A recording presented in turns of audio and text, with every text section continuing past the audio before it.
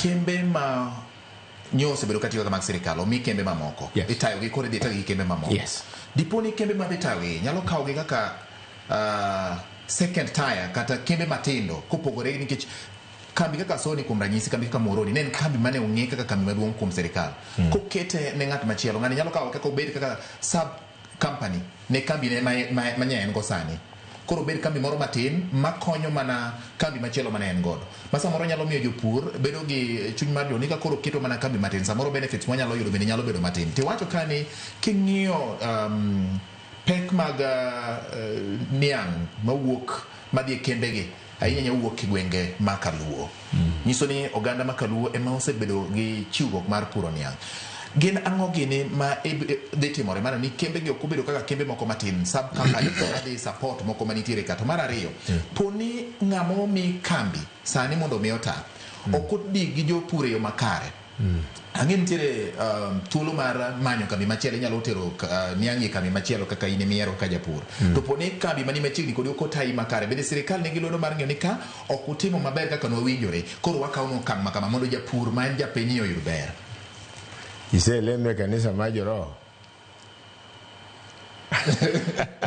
joroho diga gwer aluonge ni baba askari chung'e rangach askari mochung'e rangach ne sirikal en Kenya Sugar Board ma Gumbo tele kanye pok jogo kawo achiel kuom gik mane wa negotiate minimum matin mogik mobiro duogo ne jo Kenya en adi ne gise confirm koro kaka askari miluongo ni Kenya Sugar Board makata juma manyien waromo gi kembegi no wacho ni within 1 year remember ni ka okitimo kamano mondo ireg niang' e Kenya ka ng'ama chiwo license en ng'ama iluongo ni Kenya Sugar Board and Kenya Sugar Board license imi ka gima ni wacho ni timo cha itimo kok itimo tigole oko so Kenya Sugar Board nitie but ok mano kende jogi jo ohala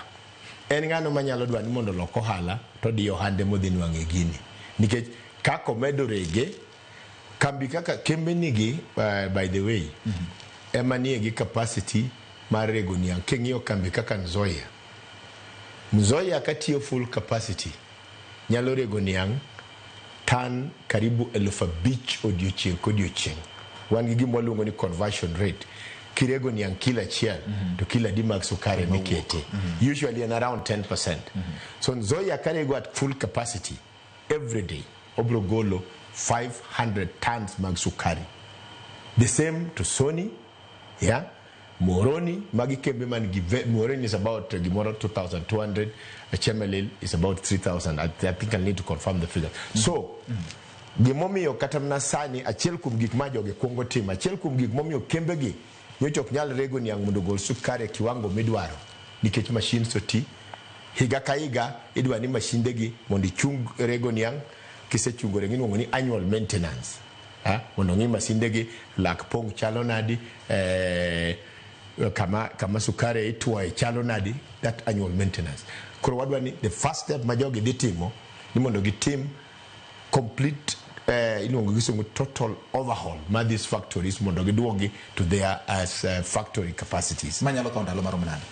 within 1 year. In fact within 1 year kembe kaka kawuono awuoyo gi ng'amo kawo Moroni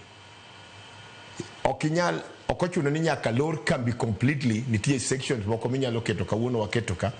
na wuoyo kodgi gikoni within 1 month gisechakore remember wan go hala mwaketo ne gini nyaka gimiwa kapok higo rumo so